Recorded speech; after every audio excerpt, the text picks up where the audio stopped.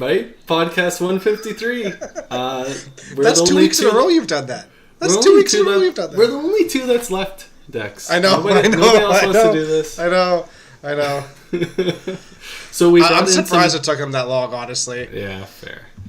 No, unfortunately, Tim is occupado. DB's out of the country, and Adam doesn't like us anymore. So that's how these things go. But we brought in some real good ex-podcast guests that want to join us and be a part of this thing. So we can't thank them enough. Tyler Titcat is one of them. And everybody's favorite Manitoban, Brett Hendrickson. And he's going to play the koi. Hey guys. Thanks for joining us. Yeah, can't wait to see all the haters in the comments. Honestly, I'm super excited for it.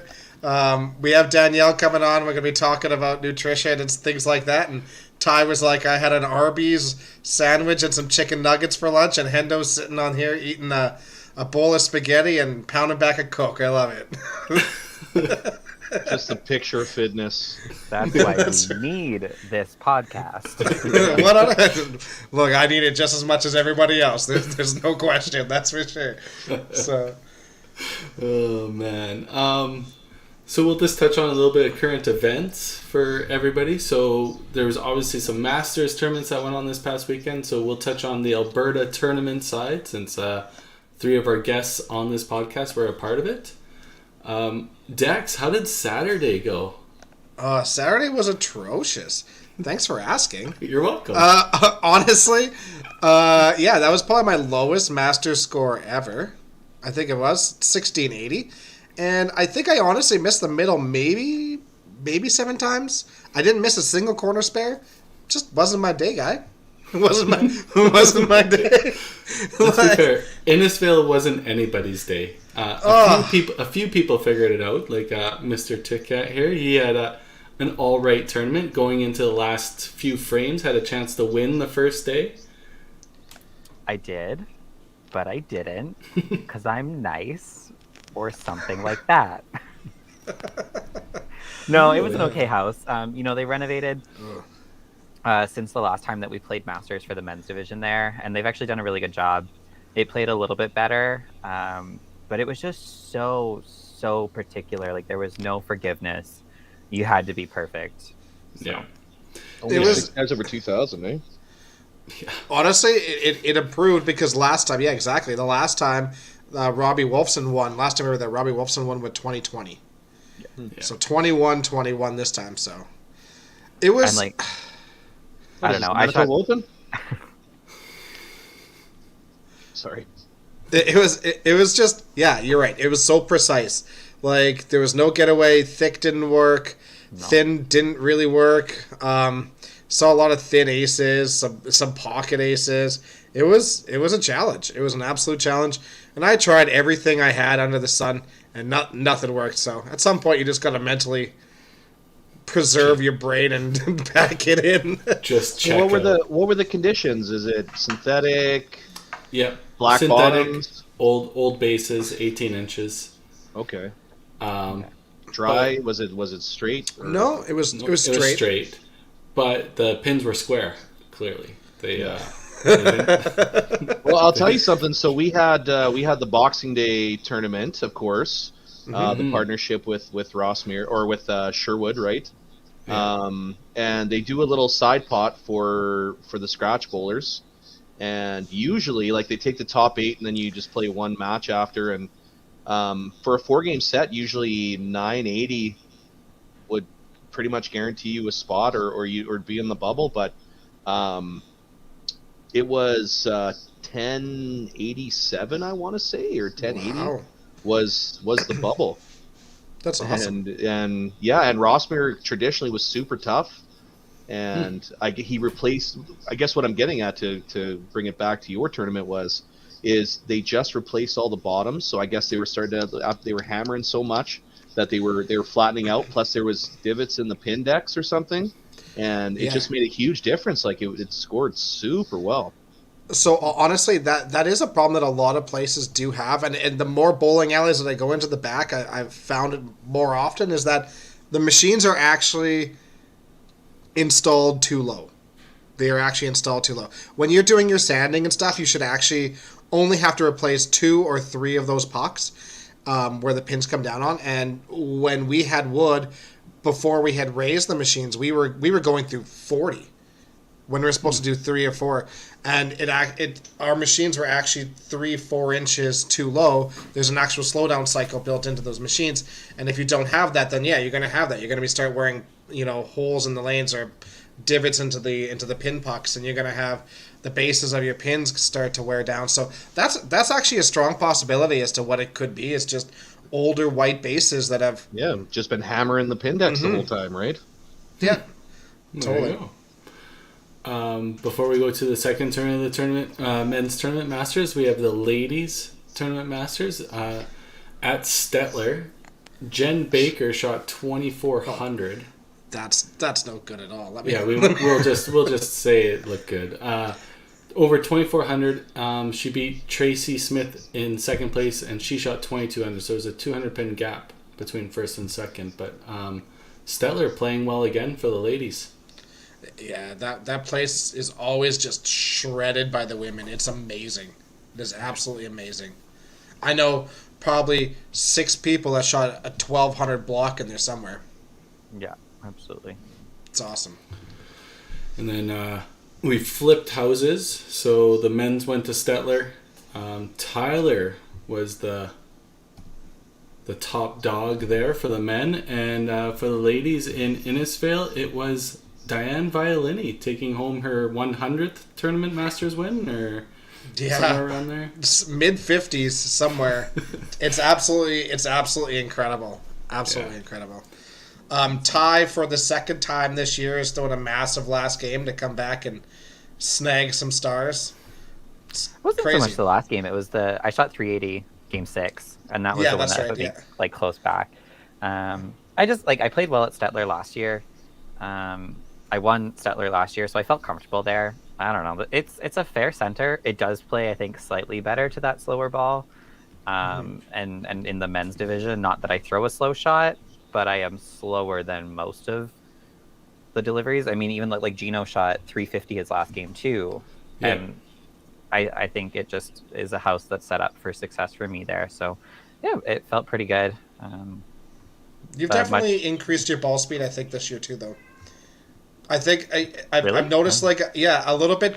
To me, it looks like you got a little bit more snap at the bottom, and I wonder if it's just all that working out you've been doing. Yeah, that's it. So obviously, great playing for all those players. Congrats on all the wins. I didn't mention that Adam Weber won the Saturday tournament for the men's. Yeah, 21-20. Yep. Brett, we'll flip over to you. Manitoba Teaching Masters. How'd that go? Well, we were at Polo Park Lanes, which is traditionally our highest scoring center in the city. And we had a couple guys throw just massive pluses. We had a plus 566. Holy Took cow. it for 8 games, yeah. That's insane. Derek Sanderson threw a 2102. And I don't know, do the math on that, but I guess he was coming into like a 180 average or something. Just looking at it here, but that's 70 points a game. 192 was his average coming in, and he went 324, 344, 283, 258 his first 4. So yeah, he had a day.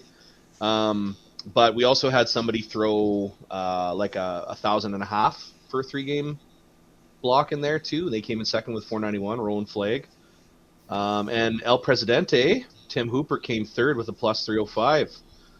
Getting out there and trying to book his ticket in a legit way, not in a politics I get to go anyways because I'm the president kind of way, you know?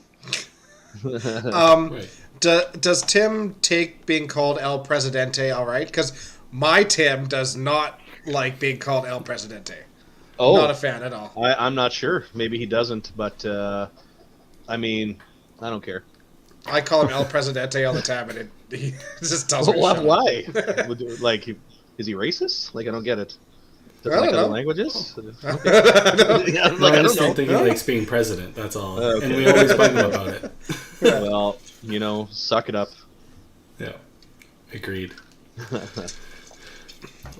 Anything else we want to touch on before we move on to our special guest of the evening?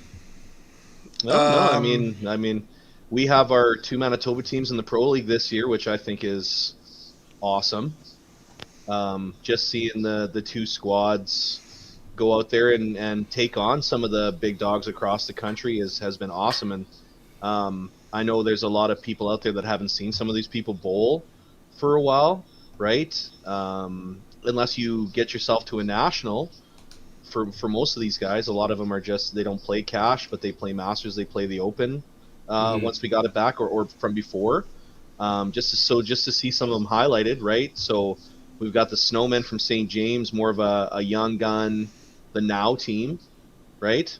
And then you've got the Dakota team, which has got some more veterans on there, which was I still want to say Now because I mean every single one of them can make a team at any time. But they've been doing it for years, right? I mean, Jana Van Wellingham or Jana Alblas has made the tournament team in Manitoba 15 plus straight years, right? I think she got her 15-year plaque in Edmonton there. Every single year she's made it for 15 years. How crazy is that? And I mean, that's our MO, right? Like when you have the black and gold at a nationals, it's you're going to get consistent stuff out of our tournament teams, right? So just to see that on the lanes and it's a little tough, Dakota and St. James, they don't put out the big scores like some of the other centers that are in the league, right? But I think those guys, and most of them have talked to them, they take it on as a challenge, right? They go in there and they say, you know what, I'm throwing my best shot today. I don't want that excuse. Like I just want to get out there and take them on, and they've had some success. I mean, they're not lighting the world on fire and going undefeated, but they're in every match. Well, yeah, I mean, like if you're referring to St. James, you look at some of the averages there. I mean, wasn't before the Manitoba Open there, wasn't both Trevor and Dwayne averaging over 270? I believe so. Yeah. So I mean, obviously, the shot is there. There's a shot that works there, and there's a way to score there. It's just you have to find it, and For sure. and if they play there every week, they should know what it is. Yeah. Right. So. For Yeah. sure. Well, we got a roster situation coming up with the Dakota Dynamite because they've got a couple long-term injuries that just occurred on their men's side. Some So LTIR. we're gonna see how that shakes down if they because I know the emergency spare rules are pretty strict and yeah, just to see how they kind of shake off that. Yeah, I'm very interested to see how it goes for those guys. Yeah, see how they manage it. For sure. Especially with only one lady for Dakota, right? They've only got JVW. That's it. It's like they don't have a second one on the roster. So Yeah, bold strategy. yeah, we'll see if it pays off, Cotton. All right. Well, with all that being said and all that great information, we'll bring on our special guest of the week. So without further ado, Danielle Leffler, all the way from Nova Scotia now. Hello. How's it going? I'm pretty good. How are you guys? We're always good. Amazing. Who has the cat in the background? I heard a meow while you guys were talking. Oh, you do? He is a complete jerk. Aren't they all? That's fair, yeah. Yeah, in some way. So obviously, let's touch on the first thing. So you made a big move out to Nova Scotia. How's that going?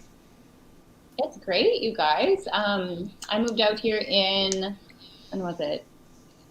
2015. And I went to Acadia University here to get my degree in dietetics.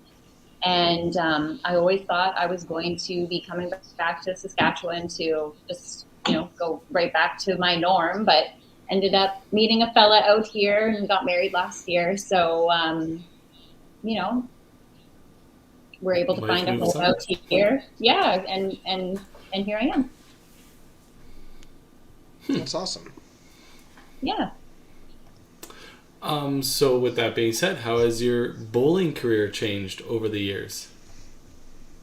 Oh, it has changed immensely.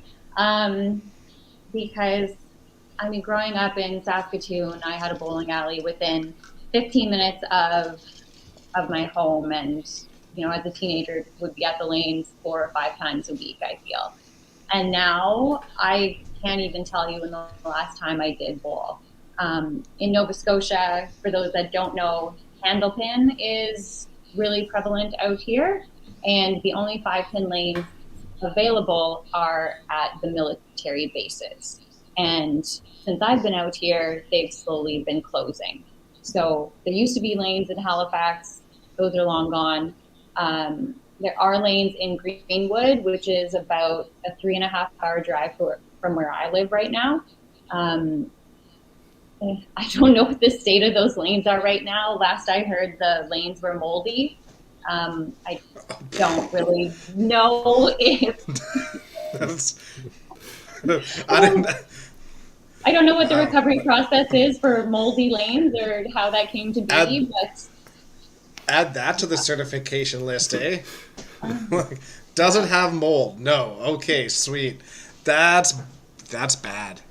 That's really bad because you know that those lanes are going to be warped to hell if there's enough moisture on the lanes to get mold. That's bad news. That is bad news. Yeah. So right now, as it stands, I believe the Open would be played in New Brunswick this year for Nova Scotia and New Brunswick bowlers. Yeah. I don't believe I will be attending just because I don't remember last time I threw a ball, and it's unfortunate. You should. No, you should. You should. You could probably walk in there and do just fine. I mean, thanks for the confidence, Dexter. Seriously, though. So, Okay, it's going to be almost an even playing field because a lot of those people are also going to have not played a whole lot either. You are right. Though I do know that a lot of them do play candlepin at the moment, which is great. I guess I do have some candlepin lanes that are maybe 10 minutes away from where I currently live. I just haven't been able to join a league. I work 6 days a week and have just made other things a priority right now. But, being here, chatting with you guys and thinking about the bowling community again, it just has a little piece of my heart. So it'll be something to think about. Totally. Yeah. I got a quick question, kind of touching on the bowling environment out there. You said that the Open is played out of New Brunswick, but don't they still send their contingent as Nova Scotia? Is that still sticking around? Do you know, is that just the way the boards work, or how does that happen?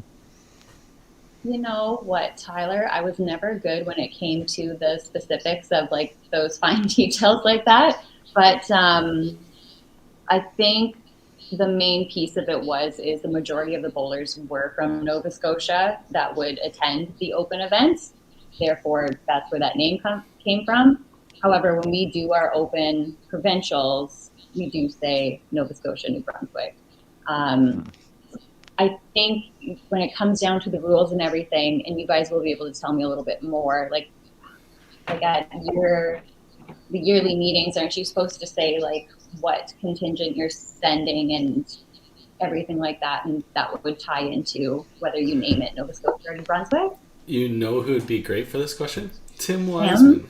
Yeah. Honestly, I'm assuming it probably runs the same way as Quebec would, right? Where there's, Quebec allows the Ottawa players to cross the border and play with them as well.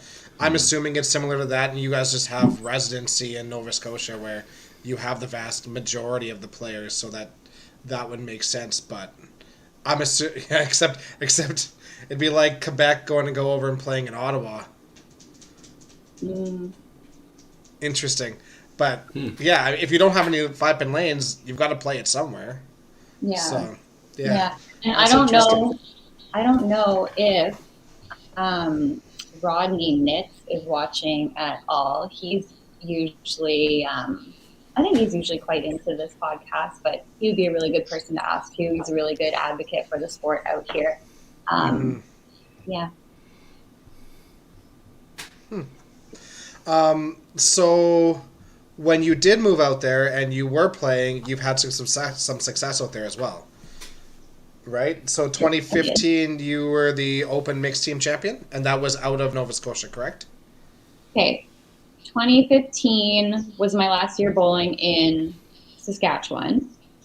Okay. Then the 2016, I guess 2015, 2016 year, that's when I bowled singles. Right.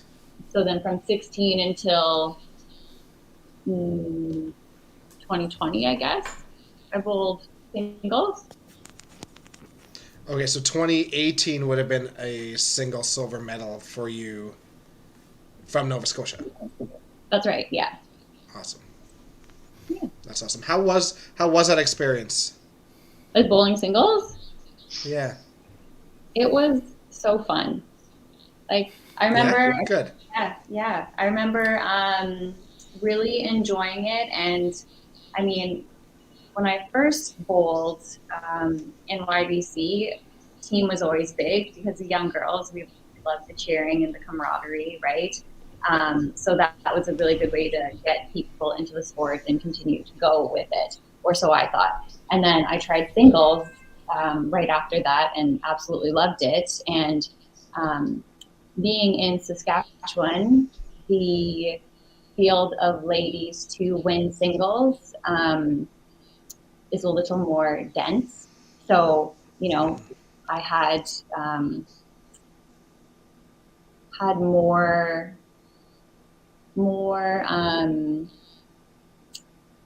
options, I guess, to like do more out here. Fair. And do Yeah, singles. more opportunities to singles. Opportunity, yes, that is the word I was looking for. Because That's like awesome. in Nova Scotia, we don't have like a cities or we don't have a qualifying team. We have a team where you just pick whoever the heck you want. You go to provincials, and then whoever does well at provincials goes to nationals. Right. Okay, so you play as a team at provincials, but they make an all-star team out of that? That's right. Okay. So a little bit different than what I was used to in Saskatchewan. Yeah, that's kind of how we run our youth challenge provincials here. Mm-hmm. Except you don't get to choose your team when you go to provincials, but it's still a qualifying round. But when you go to provincials, you compete as a team, but go to nationals on an all-star basis. So that's kind of neat. If you had to choose between singles or team, which would you choose? Right on the spot. Instinctively, like the first thing I thought of was singles. Yeah, awesome. Yeah. What about you? Or am I not allowed to ask questions? Sorry. Of course. Oh, no. No, you sit there and we'll grill you. Yes. Good nutrition. You know, personally, I love the teams, but I haven't had an opportunity to play at nationals as a single yet. I've only ever played on teams. I play singles all the time for obviously like the cash tour stuff, and it's just different. I love teams because I love that dynamic, and maybe it's because we have such a great community here that it's always super fun on a Masters team, on an Open team. And it's just such a different level of intensity. But I also do love playing singles because if I fuck up, that's my problem. I'm not screwing up everybody else.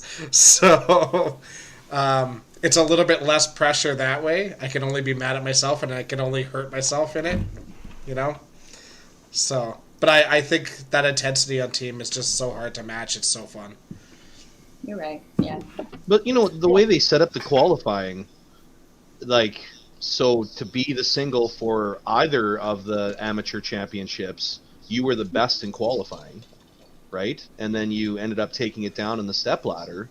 So the singles are all the best of the best from across the country who beat all their peers from their province, right? So, Absolutely. I mean, as elite bowlers and people who go out there to do their absolute best every time, to know that you did and your best was the best, you know, I mean, just to have that and go, right? Like to be the singles.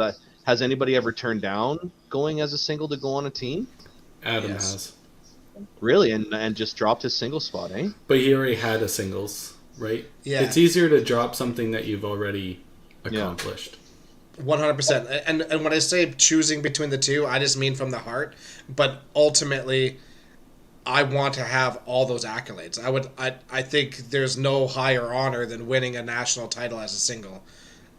So I definitely want those, but I have more fun on the team. Yeah. I would agree with Dexter. Like last year, getting to play both a team and a single, I had way more fun on that team. But there's just something about that single scenario that feels a little bit more exclusive or something like along those lines. Yeah, it's that you high just don't prestige. get. Yeah. Danielle, coming from a province like Saskatchewan originally, which always has a huge spectating group at nationals, and then moving to somewhere like Nova Scotia where you might be the only lady there or part of a smaller contingent, how did you find that side of the environment at nationals? Somewhere where you're on a team, first of all, so you have teammates cheering you on, and then you have a province backing you, as opposed to when you're playing singles and you only had your smaller contingent there cheering you on. Did you find a big difference? Honestly, no, because I mean, when I'm bowling, I just kind of like stay in the zone. Like I pay attention to myself and my team when I have that chance. And like, our little blue Nova Scotia may be small, but they are so great at supporting their people when they are in the stepladder or on the lane. So I never felt like I wasn't being supported or that I was lacking that camaraderie. That's awesome. Yeah. Sometimes having a smaller community will make everybody closer knit too. Very true. Yeah. Perfect. Well, if we're done grilling you for a little bit, I do believe you have a little something to present to us, and the reason that you're kind of on this podcast to bring to our fan base. Yeah, and I guess for everyone out there too, I honestly kind of didn't realize the guys were going to ask me bowling questions, so I haven't been asked those in forever. But let's talk about food. Yes, I love food. Yeah. Okay, so share screen. Let me figure this out. 1 second. No You can worries. select a screen, or you can click on Windows, and you can find the windows that are in there too. This is something we probably should have prepped ahead of time, and she did ask us, and we just blew over it. I did ask Timothy. Hey, yeah. And you were coming on to be the smart one. Hey. I just meant for asking Tim. That's all. I thought I could trust him. Oh boy. About as far as you can throw them. All in good fun, though, you guys. As long as the people don't mind waiting. No, of Oh, course. no, they wait for us every week, Danielle. Every week. This is totally fine. Kind of curious what flavor of Pringles O'Callahan's eating. If it's Pringles, it's got to be barbecue. Really? What? Yeah. Original. That's like the worst kind of chip. Oh, no. For the other chips, yeah. I don't know. Something about the Pringles one. They're top notch. How do They're they make a top-notch. Pringle? Baby still birds technically eat a potato bunch of chip? potatoes and then spit them out, and then they push them into a mold. Yeah, and let them dry out, yeah.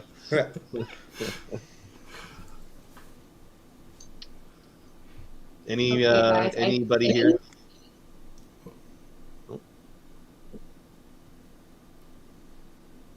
Sorry, guys. I think my settings, that's what I'm kind of stuck on. Uh-oh.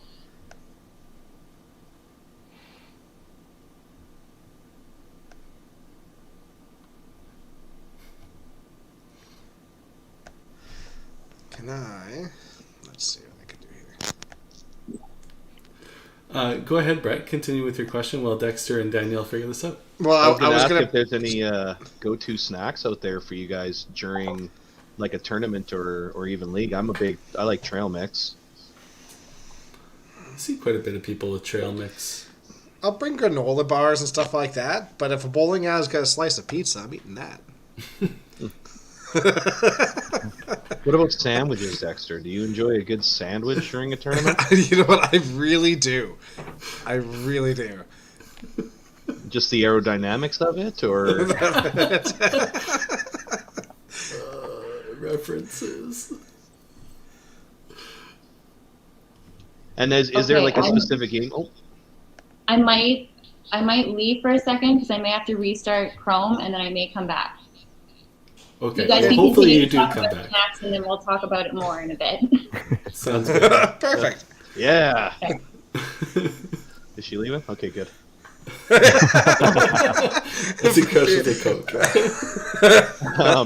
Now, do you guys say to yourself, like, is there like like a certain game that you want to start eating at? Like, are you like, hey, after game 2, I'm going to start snacking on something, or You know, so back in the day, it was 20. It would have been 2010. I went to Scottsdale, played really well, was running both sides, went to the fours on both sides, and then just crashed because I hadn't eaten all day, and that's like and it was awful. I felt like I was gonna puke, and I was just like, but I had nothing in me, so. And then I obviously lost those next 2 matches, and then I learned my lesson and went to TPC, and then I ran both sides there same year, and I made sure that I ate. Now the nice thing was that Gino was also playing pretty well, and he was running both sides for a while, so I always have like a 5 or a 6 frame break at the end of my matches to go and grab something to eat, and it doesn't have to be anything like major. I think I had a hot dog every other game or every other match or whatever, so every couple of hours. But if you're hungry, definitely eat. If you're not hungry, get something light in you for sure, just so that you got something in you before, so that you don't run out of like disposable calories, and then all of a sudden your brain stops working and your organs stop working, and Totally. your Yeah. bowling sucks. it's kind of a weird situation, I would say, in a bowling alley, right? Because typically, your typical bowling center, the options that they have for purchase aren't typically the things that a nutritionist would like you to have during a sporting event or at all, right? So doesn't it, and like bringing your own food is a big no-no too, right? So that's always kind of a big sticking point, eh? For sure. But I think at the end of the day, any nutritionist would say having some food in you is better than having no food in you. But I'm not a nutritionist. That's why we have Danielle here. So I have your screen now, Danielle. So once see you it. get set, I can bring it in for you. Perfect. Okay. Are you ready? Can you guys still see my face when I'm presenting or no? I can definitely do that for you. I was going to say, if you don't, that would be better. Oh, sure. There you go. No one wants to see our faces either, Danielle. Yeah. Okay, but we're ready to go? Sure. Len and Seth cookies are for a great snack, though. not your wrong cookies, cookies. Len. Not your cookies. No. Those are good cookies if you want a nap. Oh my goodness. Okay, so we good, you guys? You bet. Okay, awesome. Thank you for your patience, everybody, while we figure out the sharing the screen situation. But today I'm here to talk to you about nutrition in sport. A little bit about me first. Of course, we briefly touched upon that I'm originally from Saskatoon and I now live in Stellarton, Nova Scotia. I wanted to let you guys all know that I currently work as a registered dietitian at Simply for Life Stellarton, and I also work virtually with the Crohn's and colitis dietitians. So as a dietitian, I help people improve their relationship with food, manage their nutrition through different disease states, enhance their gut health, and I also help people with meal planning, time management, and goal setting.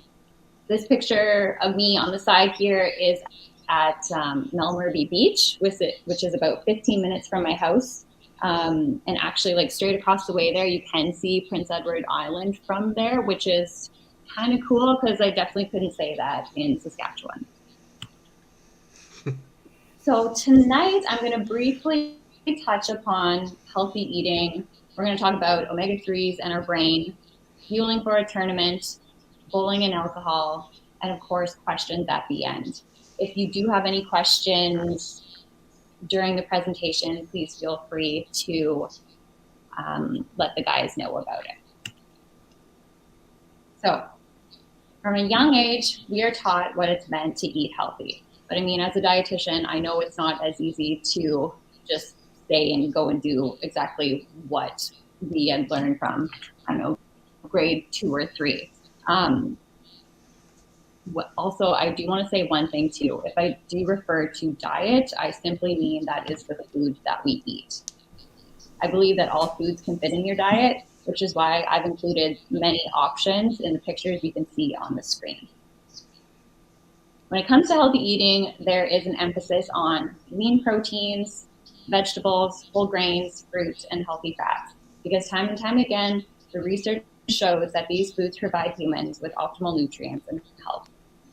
Variety is also a big thing to keep in mind. We have to have variety to keep things interesting, to have fun with food, and to ensure we are hitting all the nutrients we need for our body to function its best. For example, if I ate chicken, broccoli, and rice, I would get sick of it pretty fast, as I'm sure most others would as well. I would lose interest in the food I'm eating and lack other essential nutrients that I need to feel my best. Now, when I was bowling in tournaments, my body would be sore occasionally because whose wouldn't be after countless lunges, right? But what I remember more so was the toll tournaments would take on my brain. Bowling is very much a mental game for a lot of people. You're stuck in one room for about 6 hours when it comes to that one tournament shift, and you require consistent focus, as well as those short bursts of movement. But a healthy diet can really make a big difference for your brain and your body to fuel and optimize your game. Please, please, please, if I can teach you anything tonight, is to not fear carbohydrates. They are your brain's favorite source of fuel. But with anything, we must find a balance for them. Another thing to help support your brain health and focus are omega-3s. And omega-3s are what is known as a healthy fat found in fatty fish like salmon, sardines, trout, as well as nuts and seeds, specifically walnuts, flax seeds, and chia seeds. They can also be found in omega-3 eggs and canola oil. Okay, so why am I talking about them? Because they play such an important role in our overall health. Not only are they essential for your heart health, as they help lower triglycerides and can slow the buildup of plaque in your arteries, but omega-3s can also help prevent cognitive decline. It helps improve your brain function and helps decrease inflammation, both in the brain and the body. As we age, the brain is more prone to inflammatory and oxidative processes, so having an adequate amount of omega-3s can help slow this process down. So I really encourage you to take a look at how your omega-3 intake can help you stay sharp on the lanes. Haley Wickenheiser said, good nutrition accounts for 50% of her performance, with 40% being mental and 10% being physical. And the emphasis I really want to put on this is when it comes to improving your performance or even your nutrition, it's never just one thing that you can do for it. it's really something you got to take a look at as a whole. As you can see here, she looks at multiple things to help improve her entirety. Now, when it comes to fueling, that's what I'm going to touch on next. Fueling appropriately helps maximize your performance, reduces risk of injury, and can help aid in recovery. So what I have here is just a very general guideline to help fuel yourself through a tournament. On the next slide, I'll give more specific food ideas, but this is the general breakdown of macronutrients that you can kind of take a look at. And when I say macronutrients, I mean protein, carbohydrates, and fats. So there's one thing you can take away from fueling for a tournament is that you really do need to plan ahead so that you can fuel yourself appropriately and provide your body with the essential nutrients it needs to do the best that it can. Okay. Do you guys want me to go through this at all, or have you been able to read over kind of like the general outline of what I'm going for here? I think like we can understand the general outline concept or whatever, but is there anything specific that you want to hit on that people can take away for fueling for a tournament? Yes, absolutely. So one thing I really do want to highlight, you guys, is you will notice it will say color in a lot of the options there. We say color because different colors can provide different nutrients. So if you're eating a banana at every single meal and every single snack, we could be lacking in other things. So let's switch it up. Let's have a banana. Let's have grapes. Let's have spinach or something along those lines to shake it up and get different nutrients. And this is a little example of what your day could look like. So specifically, there's some food ideas for people to have an idea of a balanced day of nutrition, keeping in mind too that individual needs and preferences vary. I wasn't sure how much I should include on here because I realized that people do travel quite a bit for some of these tournaments. However, I do also know that people do stop at the liquor stores and make that a priority. So I know stuff a priority as well. That's a really good point. You mentioned whole grains quite a bit in there. Is that because of the amount of times that, or the amount of time it takes to break down that, and it therefore kind of fuels you longer, or what is the thought process behind whole grains? So we like whole grains because they generally contain more fiber, and fiber, like you said, Dexter, is going to take a little bit longer to break down, so it gives you a little bit more energy for longer. It's also like fiber is really, really great for your overall gut health, which in turn helps fuel your entire body's health. Fiber is also really great for your heart health too, and that is found in whole grains, vegetables, and fruit. So when it comes down to it, as you can see, we're really focused on taking that balanced approach. So never just eating one macronutrient, like not just toast, but we're going to have toast with some protein with your eggs. And again, looking for that color with some grapes.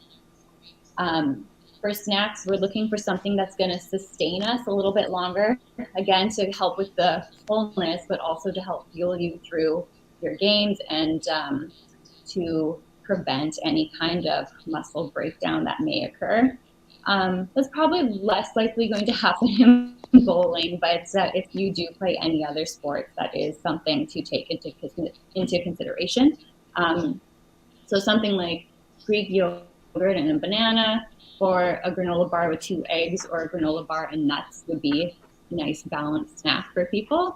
One thing I do want to note, I'll go back here for a second here. Depending on what time of day you're playing at, I do want to take a look at that snack after lunch. I do have 2 stars there. If you are going to be eating supper soon after you're done bowling, I wouldn't worry about having that snack in between. But you can save it for later if you do find you are hungry in the evening. Just a matter of, our body does function best when it's being consistently fueled, which is why it's there for an option for you. And then lastly here too, when it comes to hydration, again, a very general recommendation for adults. It's always good to consume about 2 to 3 liters of water throughout your day.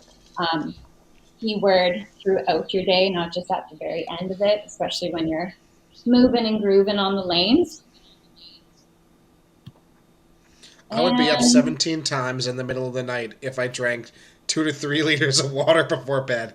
That would be terrible. I wouldn't sleep. Yeah. And that's where that balance comes in. Get it through earlier in your day. And I think there's some evidence to support too that if you drink your last little bits of water in the day slower, it can have an effect on you being up throughout the night. So if you drink it slower, then you're more likely to keep it in your body, so you're not going to be up throughout the night. Really? Yes. Interesting. That was on a Huberman podcast, I believe. Not sure if anybody listens. Not sure if anyone listens to him, but he's amazing. So highly recommend anything from him. Okay, but now I may stir the pot a little bit with this subject, but let's talk about alcohol. All right. Did you know when adults have 5 or more drinks in one night, they have a decrease in mental and physical performance for up to 3 days? That's pretty significant. Honestly, that doesn't surprise me. I remember being really drunk on my not 17th birthday and going and going to my social studies class on Monday, and this was a Friday night, and I sat in that class being like, I still feel dumber. I remember it very clearly. So yeah, no, that doesn't surprise me. Yeah, it's pretty interesting. One thing that I really want people to consider is what alcohol does to the body. Alcohol will trump everything that is in your body. It takes precedence over any kind of food. It will get metabolized first. So because of that, alcohol can decrease muscle strength and force. It can slow reaction time. It impairs hand-eye coordination. It increases fatigue, decreases nutrient absorption, specifically the B vitamins, which are known to provide the body with energy. It can break down muscle and impairs the body's ability to recover. This, of course, will be different for everyone, and the amount of alcohol will vary from person to person as to how much it will affect someone. But I really wanted to highlight alcohol because it's so prevalent in society and in our sport. I really want you all to consider why you're drinking, be mindful of your intake, and choose what is best for you and your values. And lastly, I just want to say thank you for having me on here. A good takeaway from tonight is that there's so much to be said for nutrition, and it's amazing how much more it's being recognized in sport and the differences you see in athletes because of that and the way they train. Like I said, there's never just one thing that will improve your skills. You need to take a look at the whole approach. Consider how you can add more omega-3s to your diet for the longevity of your brain and your heart health. By planning your meals ahead, you can help yourself stay fueled, therefore enhancing your performance and achieving your goals. Thanks so much for having me on tonight. And if you have any questions, I'm here for a little bit longer before I have to go to bed. That was really well done, Danielle. Thanks so much for sharing. Thank you. I have a question. Because Yeah. I'm a curious human. I don't like eating when I bowl. And it's not so much the food, or I just don't like feeling heavy or having warm food around me. So what is like a nutritionist perspective on having solid food snacks versus something like maybe a smoothie that has like a banana and some spinach and something in there? Is Yeah, that going to be? absolutely. I may not have said it, Tyler, but I think I gave an example. Smoothies are fantastic, especially great that you can sip on them throughout the tournament. And especially too, like if you are an individual, 'cause I know I was when I was younger, that had like that nervous kind of queasy stomach in the mornings when it came to bowling. I would definitely recommend including a source of protein with that to again like balance out your blood sugars, ensure that you can have that energy for longer in your system. So whether you add a protein powder or Greek yogurt and some flax seeds to it, balancing that out can help prolong that energy that it's going to give you. Nice. Mm-hmm.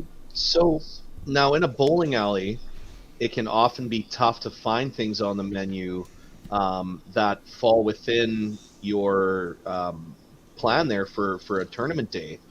Is there anything you can think of in some of the bowling alleys that you've been in across your career? Just some stuff off of those menus that maybe we could look at and be okay consuming during the day. I know there's some places that do have, just a plain sandwich or um, on occasion I've seen fruit on some menus, but I mean typically it's French fries, deep fried stuff. Mm-hmm.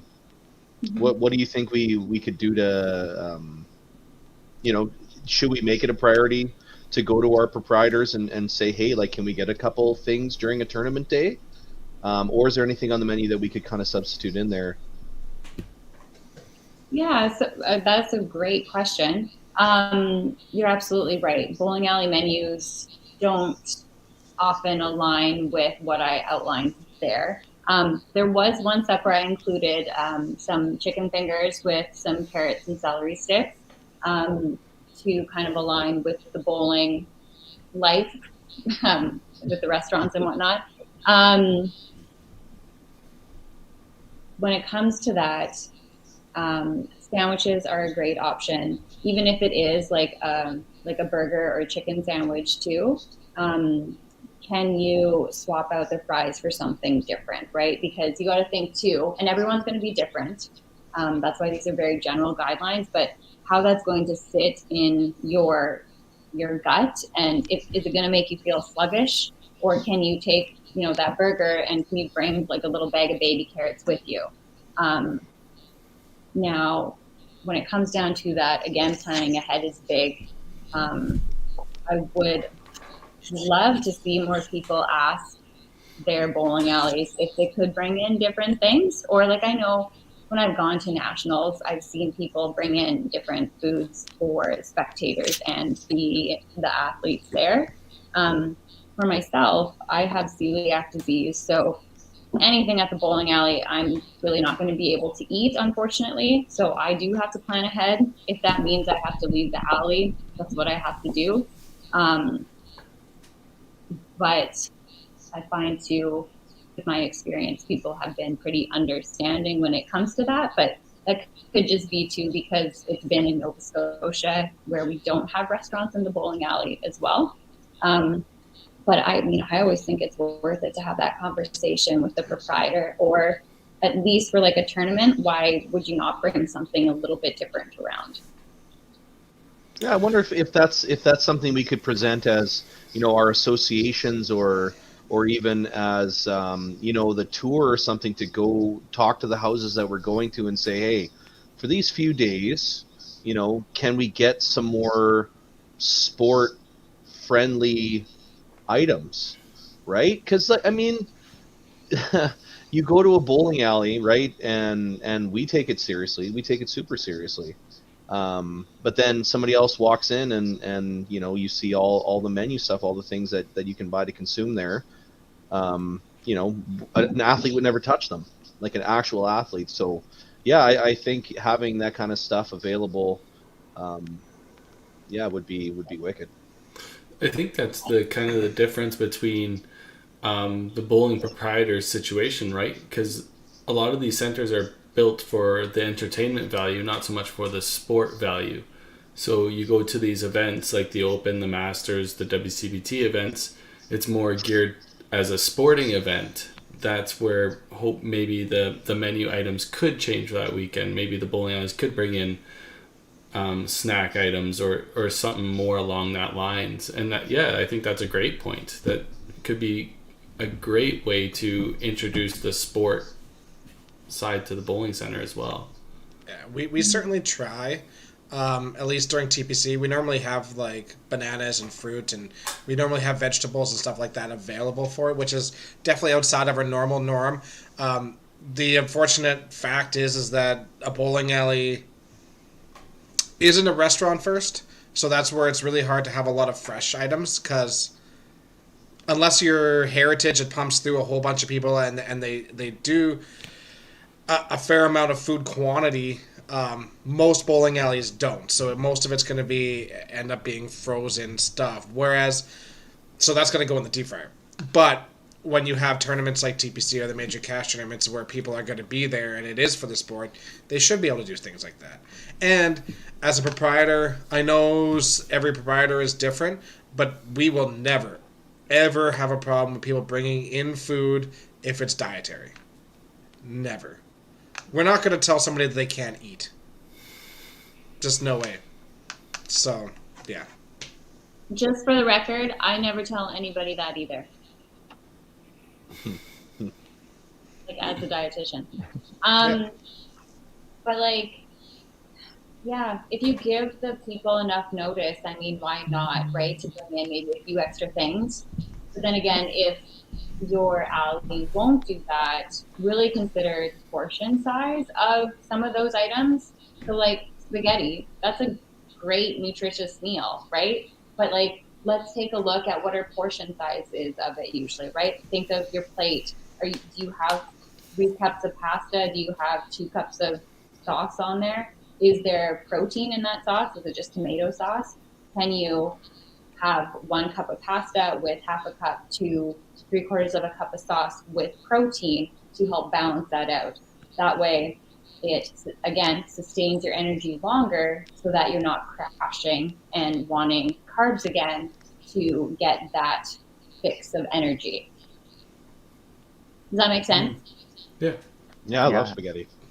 I think like spaghetti is great.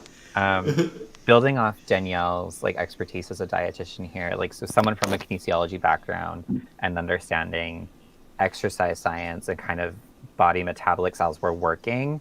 Carbs are great. I agree. Like, don't be afraid of carbs because they are your fastest source of energy. But she's so right. Like, avoiding that crash is like, make sure you're staying balanced with those proteins and those healthy fats. You know, that's I think why like maybe carb loading isn't our best strategy. I mean, Danielle might know Carb better. loading is supposed to be the night before anyways, not during the day off, right? Exactly, totally. But Yeah. building those like breakfast, snack, lunch while you're bowling, I really like that you said told people don't be afraid of carbs, because it makes me so mad when people don't eat carbs and they're working Well, so hard. And Yeah. that's the society that we kind of live in, right? It's all these dietary ads or these fad diets that go around everywhere, and people become afraid of those things. People were afraid of fats for the longest time. People were afraid of carbs. You can't be afraid of either of those things. Those things play such a vital role in our bodies. I've been there. I've done it all. I've done it all. And I went through a period of time where I didn't have fat, and I was a miserable prick. I was horrible. It's so bad for your body. It's so bad for your hormones. You need to have fats. You need to have carbs. You need to have protein. There needs to be a balance in there for sure. I see Mike Bates's comment here. If we want to present bowling as a real sport, then proprietors need to offer what they offer should reflect that. I totally do agree. The unfortunate side of it is that if you want a bowling alley to be sustainable, it's not really 100% about bowling as a sport. It's going to be probably 30 to 40% about bowling being a sport, and then 60% of that being entertainment. So it's hard to balance a business model with just looking at bowling as a sport, if that makes sense. Well, yeah, you don't want to be chucking out $500 worth of fruits and veggies because nobody took advantage of it. You know what I mean? You're like, it's just not realistic for you guys. But I mean, yeah, for a weekend or whatever. Yes. Again, because like I don't want to encourage people bringing in coolers of stuff, and I know there are some places out there that would absolutely lose their minds, and having 30, 40, 50 people come in, everybody with their own bag full of stuff, that would it's just not good for business. And I know that during tournaments, it's kind of the thank you for helping, like being in our leagues and supporting us. But yeah, but then again, as a bowler, I'm already paying however much to be there for the weekend. I don't want to be dropping another $300 on food over the course of 3 or 4 days at the centers because everything's so expensive or whatever. So yeah, I guess there's a balance there, right? Really. There was a question, I think it's a really good one, in the comments from Tom Patterson about protein bars.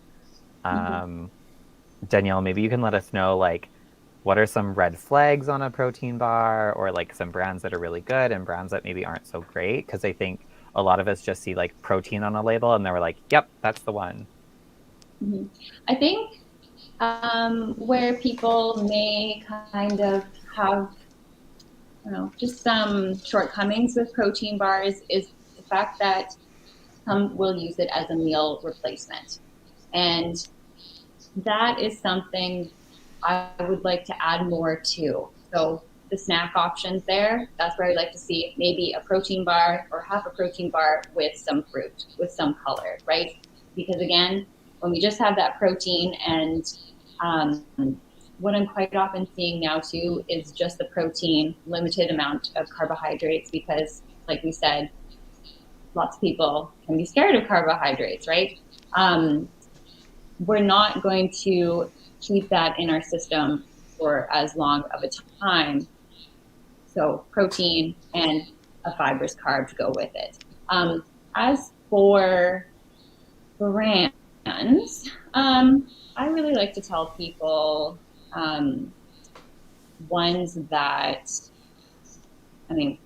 taste good are like always at the forefront at my mind. Quite often they're not the 20 grams of protein type bars. I don't know if anyone's ever seen the Made with Local bars. I think they have about 8 to 10 grams of protein per bar. They're a Nova Scotia company. Do you guys have them out west? Made with I've seen Local? them here or there.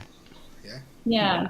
I know the place where I work, grenade bars are really popular. Have you guys heard of that one? No, I don't think I have. So grenade bars, they taste good. They do have a lot of ingredients in them. Really, when it comes down to it, like I said, all foods can fit in your day. But being aware too, when it comes to protein bars, sometimes they do contain sugar alcohols in them, and sugar alcohols can sometimes leave people with a bit of GI distress. And if you're having those on the lanes, you're probably not going to be running to the bathroom to rid yourself of the protein bar later. It's always nice when you can make your own at home as well. I don't know if anyone's ever done that before. Dexter, have you done that? I never made them. Oh no, I did. I made them one time, but I'm also lazy, so no. I used to love Quest bars. And then they got really expensive. But those are like most of the carbs in those are fibrous carbs, if I remember right. It's like I think there's like 30 grams of carbs, and then I think 25 of them are fiber. So it was at least better that way. Wow. Yeah, I think I've had those ones before as well, but they are quite grainy, which can be a problem with protein bars too. I think the Cliff bars those aren't too bad. I think they're better for ingredients wise. And when I say ingredients, I mean more whole ingredients to take a look at. Totally. Yeah. Did I touch on all the questions, Tyler? I don't know if I did or not. I think that was most of them. Tom had a follow-up, I think, clarifying, is lower sugar better in the protein bar, or do we want more sugar? Well, when it comes to sugar and looking at an individual bar together, I like to tell people to keep it around 10 grams of sugar per bar. If it's something like 25 grams of sugar, I'd maybe put that back on the shelf. Okay. Yeah. With anything, there's always a little bit of context when it comes to it with nutrition. It's never a yes, no, black and white type thing. And sometimes I wish there was, but sorry guys, there's not. Yeah, I like it. Like people, think about where we're going to this bowling lane and they're wood lanes, or they're usually heavy, or the scoring's low. I'm going to attack it this way, but nobody ever looks at what they're going to eat the day of the same way, right? And if people would spend more time, attacking what's going in their body as much as they, will attack the way the lanes, then it can only benefit them.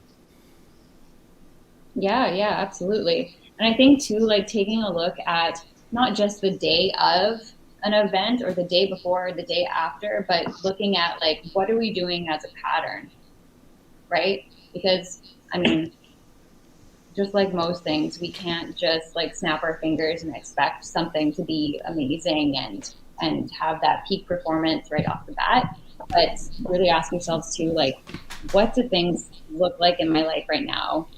Is there anything I can improve upon when it comes to my nutrition? And maybe it's something as simple as let's start with adding 1 cup of veggies to my supper every night, right? Or ensuring, like I've talked about most of the evening, let's shoot for protein, fats, and fibrous carbs at my 3 meals, right?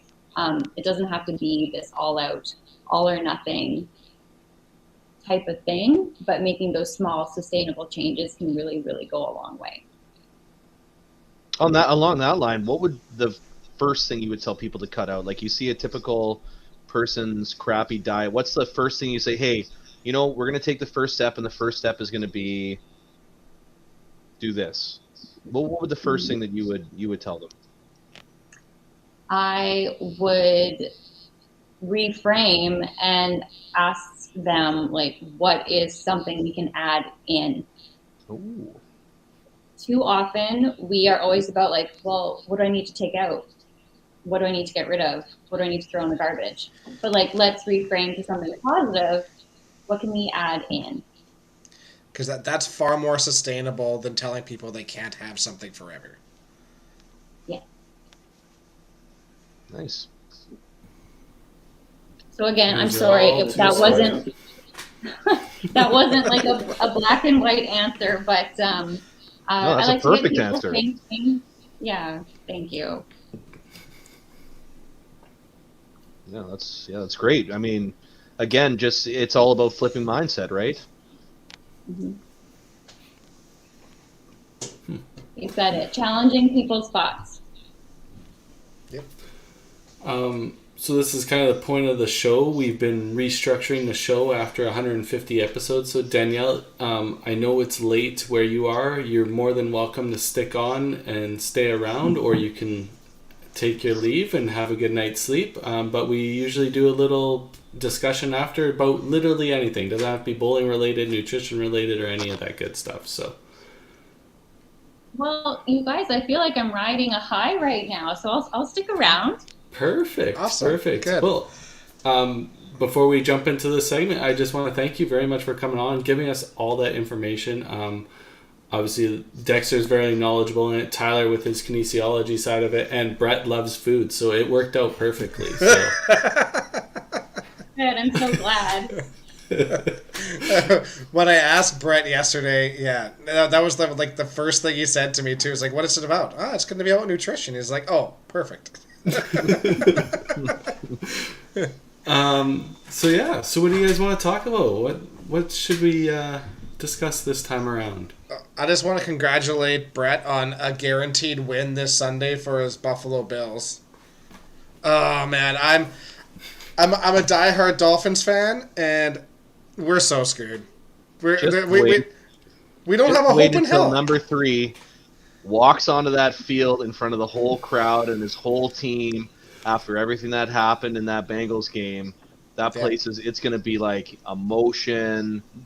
It's going to be insane. Like how can you lose that game? If he shows up, if DeMar Hamlin walks in to that stadium, oh my goodness. If you guys lose after that and having Tua sitting out and Teddy Bridgewater sitting out, then you guys might as well just rebuild. Yeah, you can have Josh Allen. But I am excited my Dolphins made the playoffs, but I'm sad that we don't have a quarterback. So you do have like the chillest head coach in the league. Yeah, he is. He's pretty entertaining, actually. Mm-hmm. I enjoy him. I do enjoy him. Do any of you guys watch? Well, how do you feel about your Packers there, Carrie? How about we just skip this question and no, you need a quarterback. You can take. We need a quarterback, not a psychopath. Here's an interesting stat. Okay, I just read this before podcast. So in Brett Favre's final 6 passes as a Packer, he went 2-6 for 12 yards, including a game-sealing, season-ending interception at Lambeau Field. Okay, I'm guessing Rodgers is exactly the same. In Aaron Rodgers' final 6 passes, went 2 for 6 for 12 yards, including a game-sealing, season-ending interception at Lambeau Field. As fate would have it, Brett Favre's final game at Green Bay as a Green Bay Packer, the wind was blowing 12 miles per hour. Oh, God. And in Aaron Rodgers' final game, it was blowing at 4 miles per hour. Aaron Rodgers is done as a Packer. That's what I took from that. He should have been done as a Packer before this season started. So he's going to the Vikings. I have a question. Yeah. Did you notice, like, when you get to this point of the podcast, like, do the views just plummet because you talk about sports like this, or no? In all honesty, it stabilizes. It stabilizes. Sometimes we get more because it's just us being dinks, and somehow people like that. Yeah, that's right. Whoa, ROC just throwing daggers in the chat. Yeah, 100%. Nope, sorry. You should do some research on what a foul is and where you can and cannot put your head. There it is. So Danielle, you might make more cuts that way. So Danielle, if you don't know this story, Mr. Ryan O'Callahan, we were at the Manitoba Open, the newest WCBT event, playing in the 48 cut, right? 30. I think it was the 32s. The 32 cut. Yeah. So this is to make the top 16.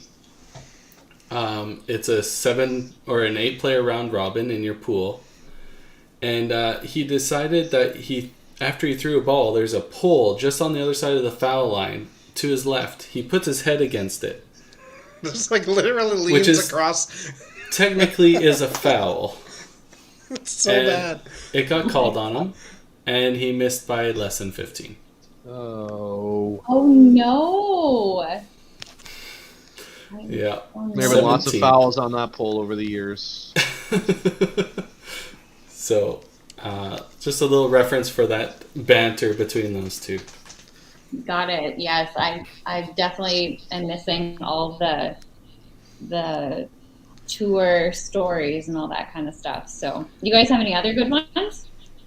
I told Dexter to be an adult one day, and I've never been laughed at so fast or so hard in a bowling alley. Oh my god, he he was like, was that your first Autumn Open? No, it wasn't your first No, Autumn Open. it was your first Autumn Open is 17. like when you were 18. It was your first one No. like you were 18. And he showed up late. He showed up at the Bakers, and I think I was bowling at 1 and 2, and he was standing right by the ATM, and I walked by and I just like grabbed his nipple. And then he just stopped and looked at me and goes, "No. Be an adult." And I just stopped and stared at him for a second and then laughed at his face. And I said, "You're saying this to the wrong human being. That is never happening. That is never happening." We've had a few good ones lately, actually. Mm-hmm. Ty punched the other day and said he was a bad boy. I did not. That's what I heard, and I swear that's what you said. I need like a legal document saying that is not what came out of my mouth. Mm-hmm. Can't prove it. All bowling tournaments got to be mic'd now. Yeah. Honestly, I think we should. I honestly think we should live mic people, and then we could just cut out snippets and leave out all the terrible things that are said. Just leave in the mildly terrible things that are said. I have a proposition for your show.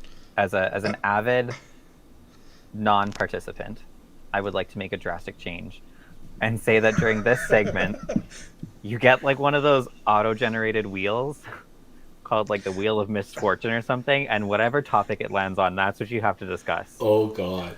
I like that. That's a great idea. Yeah. That is really good. What topics go on this Is wheel? something- Like, is this Audience participation. Well, yeah. Hey, well, let's Suggested by get the that going. Let's see what people in the chat want us to talk about.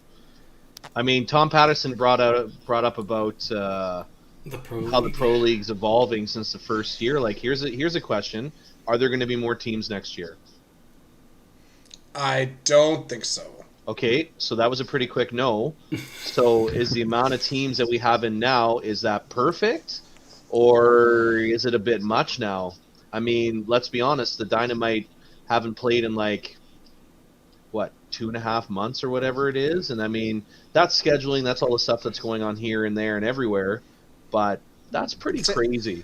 It's same with us too, but yeah, unfortunately, that's just the side effect of, different provinces having Masters and the Open and all these things at different times. And honestly, it's worked out better than I expected. Okay. 24 was it was a big increase.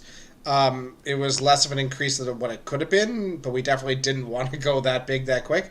I think 24 right now is a nice, comfortable number. Running the 2 feeds has certainly made a big difference where it's not as overwhelming, because if we didn't do 2 feeds, we'd be playing until August and then starting the next season.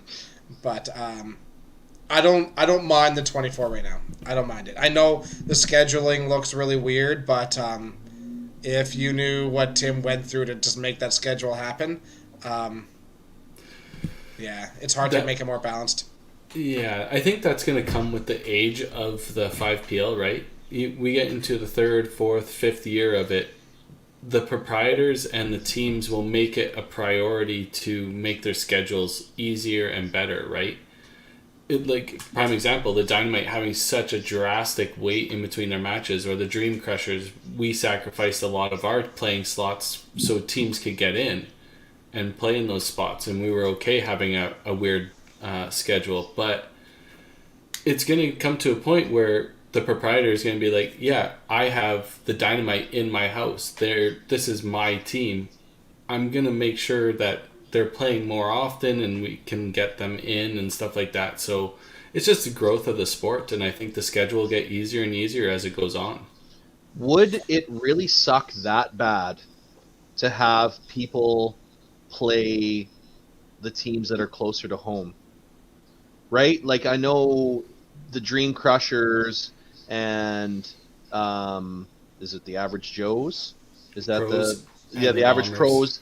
Do you know what I'm saying? Like, so, you have 2 divisions of 12 or however it is. How about 4 divisions of 6? And it's a pack of teams like Dakota and St. James would be in the same thing, maybe with the Saskatchewan teams and the Western Ontario team, right? And that would keep the time zones close. The availability might be better for them. You could have a few running at the same time, even if you had commentators that were specifically assigned to those divisions, right? I mean, I know you play against each other all the time, but let's say for playoffs you do it. You do have games against other divisions depending on the year, but you come out of it and you have the 4 to 6 teams left in the end. You come out of the Alberta division, or you come out of the Manitoba / Western Ontario division, or whatever it is, right? Yeah, yeah. So if you split it into groups of 6, would you face everybody twice? Yep. 10 And games, then face maybe everybody play one team from each other division once, and on kind of a rotational basis. Like, because how many Yeah. games do you want each team to have? You want Yeah, so I mean, right now we're playing 11. Okay, so then you would have, if you had a group of 6, you would have 10, and then if you had, let's say, 2 matches outside, then you'd have 12 matches total. Yeah, I don't know. Just an idea. I mean, for time zone sakes, right? I mean, nobody will ever be on the same time as the Maritimes, right? But then again, the team from Ontario would be a little closer, with it only being an hour or whatever it is, right? Hour and a half, yeah. Wouldn't it be awesome if we had a New Brunswick team in there? Pulling out of parking lot lanes, Yeah. just On the setting up military tents in the base? middle of a I was going to ask Danielle. I don't know how much you know about the Pro League, but on the spot, what team do you cheer for? You guys, I know nothing about the Pro League. I'm sorry. Okay, well, I the feel like correct a answer bad is bowler. Or like the not correct knowing answer that. is next gen. But thank you. What team We is? currently have Oh, sorry. 0 fans, so we need 1. Oh no. You Like, got what to do you think mean about by why you 0 have fans? 0 fans. I know the reason. It's fine. Like, you mean like 0 fans on Facebook, or what do you mean 0 fans? Oh, we have lots of Facebook likes. We have 0 actual fans. Ty doesn't even like No one himself. cares for don't. you. Correct. There is a team out of Saskatchewan if that's the one your heart feels inclined to cheer for. Oh, I think I'd There's have to 2 look at the actually. roster. There's one out of PA and there's one out of Regina. Yeah. What team has the most girls? PA, Or is it I like think. evenly dispersed? So the roster has to contain at least 1 female or at least 1 male. That is the only stipulations. So most of the rosters are 8 players with usually 2 female players. Yeah. Regina has Josie and Crystal, and PA has Krista Mulhall, Dawn, and I feel like there's someone else. I can't remember who's on the PA team. That. If I had it up, I could tell you. Tom, while they're doing that, a singles pro league, we did that. We did our 8-gamer. We did the 5PNU 8-gamer, and it worked well. It was a lot of work. But A lot of I work. would love to do it again, but get someone else to do it. I think you should have an Sell the rights all-star to day. Bowl Canada. You An should have an all-star all-star day where every single team participates. They send 1 or 2 all-star. bowlers. Everybody bowls a game at the same time, whether it's 1 or 2 people.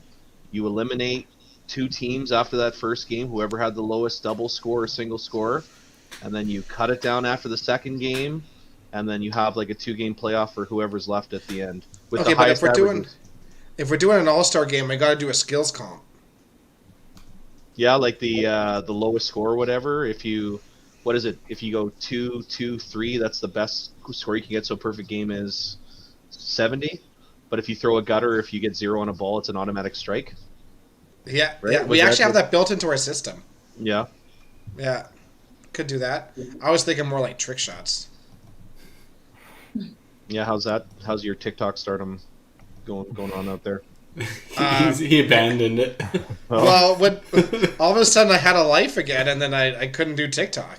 Oh, yeah. So You would go absolutely viral if you put Tim having his face smashed by a broom on TikTok. I put it up there. Yeah. No, I that's actually did. I did put that on there. Yeah.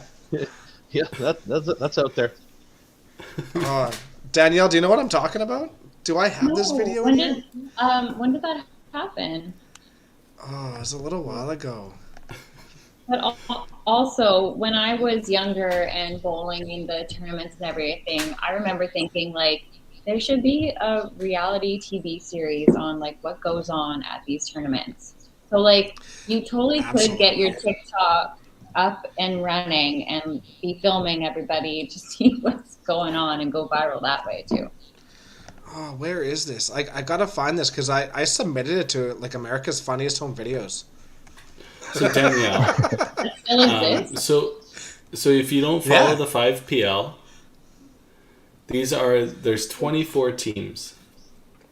So there's the Dream Crushers, the Bombers, the Mighty Plucks, Next Gen, Holy Rollers, Sleeping Giants, also known as the Thunder Bay Bowling Club, Topla Roses, Heartland Kingpins, Calgary Carnage, Okanagan Eclipse, the Panorama Mad Hatters, Regina Revengers, Average Pros, the Misfits, the Minto Maniacs, the St. James Snowmen, the Northern Knockouts, Dakota Dynamite, Motor City Mayhem, the Van Island Pinslayers, Fraser Valley Venom,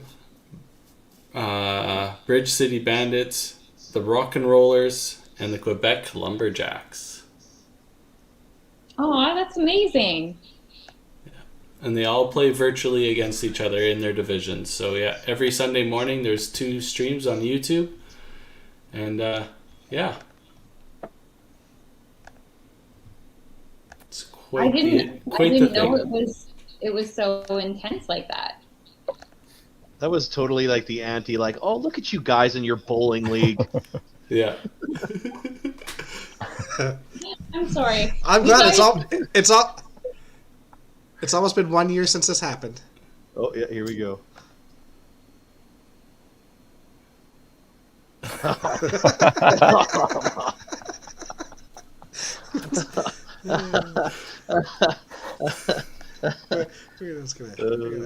Where did he get hit? Like, what is he holding? So he's holding his hand. I don't know why, because he clearly like steps on it, kicks it, steps on it again, and then smashes himself right in the face.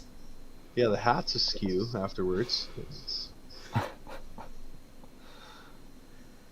Not as much TikTok love as you would think, Ty. Yeah. I think we gotta work on your editing and your preamble up to like showing the video. Did he go kick the broom after? It was the broom's fault? Yeah. Stupid broom. Bastard broom. What is this, Fantasia? I also need to like we have so much security footage of people sticking and falling, and Tim has said I need to make a compilation video of it, and I think I will. There's some really good ones. Katie took flight the one time. It was awesome. I don't think she thought it was awesome, but no, she did. Oh, okay. She loved it. She loved it. Absolutely. I think moral of the story is if you're bowling at Sherwood Bowl, do not fall. Yeah. Whatever you do, You're probably getting made fun of. Yeah. Is there nothing more horrifying during bowling than actually like eating it during a shot? Like, I know the 1 or 2 times it's happened to me, like I'm rattled. 1 or 2 times. It's happened to me like 5 times this year. I have no idea. It's so bad. I have like the heavy heels, right? And then every once in a while it just catches, and I'm just like, boom, gone. Nebs, I did it 3 times on Sunday, and then I did it once in qualifying, and I thought it was going to cost me qualifying. It was brutal. Or you could just headbutt a pole in the foul area and. Honestly, it's way easier on the body. Way easier on the body. Yeah. Worse on the brain. do it once a season, it won't rattle you anymore. That's true. Maybe I should just get my reps in. Just get my one fall a year, and then it'll be no big deal. That's right. Yeah, that's right. hilarious. You're right, Ryan. I could play the video of Tim reading the mean tweets again, but we'll leave that. We'll leave that for another day. Put it on the wheel. I love That's seeing right. those reactions. Some people will read them and they're like, "Yeah, okay." And some people say, "F you," and some people, they go with it. Mean tweets are hilarious. The thing was, he had no option. It was about his intelligence, and then he read it so poorly. Case in point, yeah. It was awesome. It was so good. It was so good. Okay, well, I think we're going to wrap up the podcast here. Danielle, thanks again for coming and teaching us a ton of information. Tyler, Brett, thank you guys for subbing in while the rest of the podcast crew was taking a hiatus. And Dexter, I'll see you again next week, bud. Yeah, you'll see you tomorrow. And you won't see me next week, because it should be the ladies' podcast next week, should it not? That is correct. It is a ladies' podcast next week. Everything you just said was wrong. Yeah, pretty much all of it, right? Pretty much. There's no 5PL this weekend either. I thought there was. I looked at the schedule, and apparently there isn't. There is not. I don't know why, but there is not.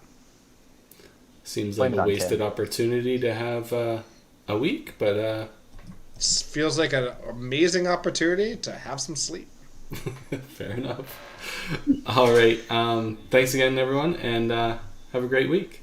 Yeah, thanks, everybody. Thanks, everybody, for coming on. Danielle, thank you so much. Ty and Brett, thanks for joining us. Always a pleasure. Thanks for having me. Great. Thanks, guys. Thanks, guys.